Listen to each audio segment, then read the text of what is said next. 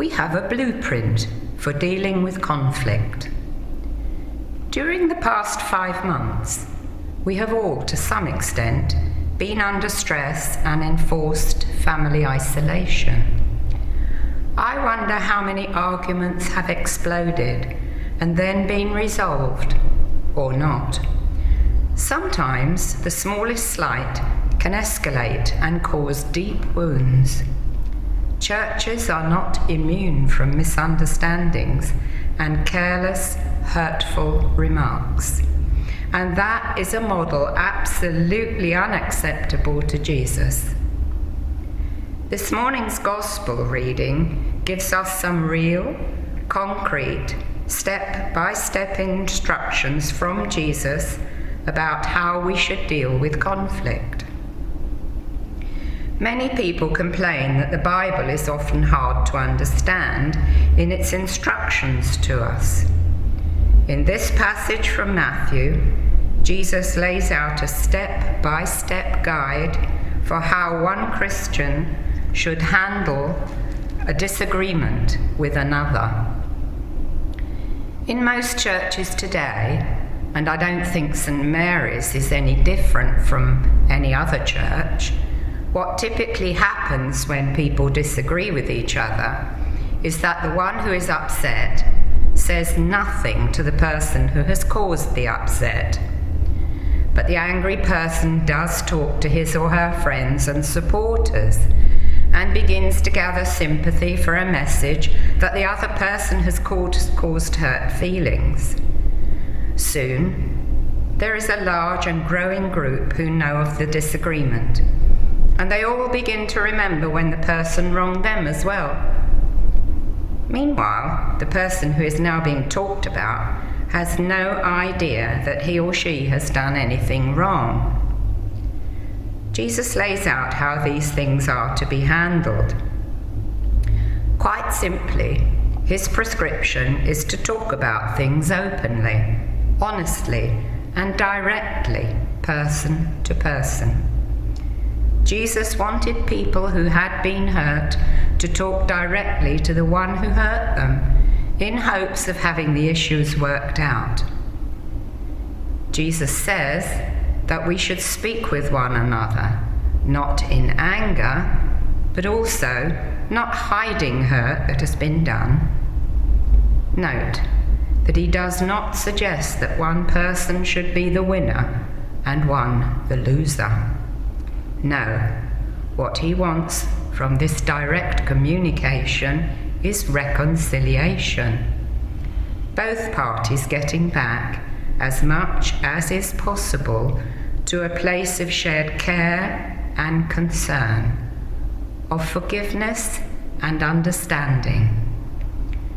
Jesus wants all of his people to be reconciled to one another, not so that one is right and one is wrong, but that both can come together and put their differences behind them.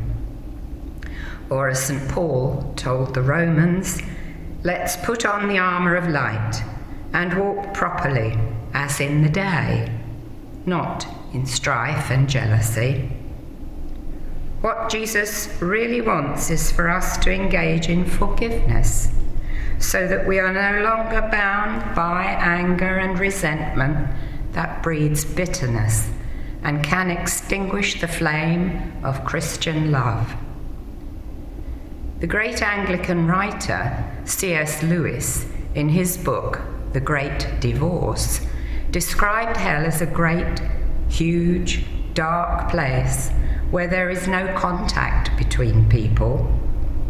He says that hell started out small, but people quarreled with one another and moved away from each other. Then there was another quarrel, and the people moved further away, and so on, until finally no one could even see anyone else, and there they lived alone in the darkness. That's what Jesus wants us to avoid. Jesus says, as children of God, we are to love one another, and that requires contact and involvement in each other's lives. But it's not just because we're all children of God and should be reconciled with each other. No, it's for us who harbour grudges. It is for us that Jesus says this straight talking should be done. If we tell the one who wronged us how we feel about what they've done, and we then give them the opportunity to ask for forgiveness, we set in process a motion. If the person asks for forgiveness and acknowledges the wrong done, then the issue is to be put to rest. That is Jesus' prescription. It means that we are commanded by Jesus to forgive our brothers and sisters who ask for forgiveness. Of course, like every other seemingly easy-to-follow commandment, people can distort this one if they try hard enough. This simple set of rules has been used in the past to expel people from their church communities because they don't agree with those who are in power and won't surrender, regardless of how many times they're asked to do so. But there is a safeguard for that as well. Paul's call to the Romans to love one another. Paul says, the one who loves another has fulfilled the law. The commandments, you shall not commit adultery, you shall not murder, you shall not steal, you shall not covet, and any other commandment are summed up in this word: love your neighbour as yourself.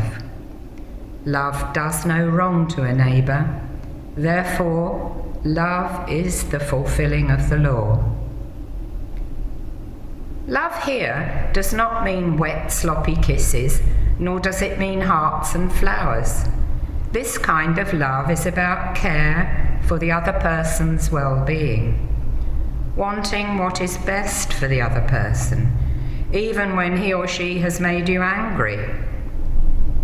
If we have that love for each other, we will always want to be reconciled, and we'll always accept each other's apologies, because that's what people who love each other do. That's what Christ did and does with us every day. If there is someone you know holds a grudge against you for something you did or were believed to have done, either recently or ages ago, apologize and sincerely ask forgiveness. Likewise, if there is someone who comes to you and asks for forgiveness for something that has caused you to hold a grudge against him or her, grant forgiveness. To ask forgiveness is not weakness, and to grant forgiveness is not to condone what someone has done. They are merely steps towards reconciliation, the thing that Jesus did when he reconciled the whole world to God by hanging on a cross. If he can do that for us, surely we can do it for each other and for him.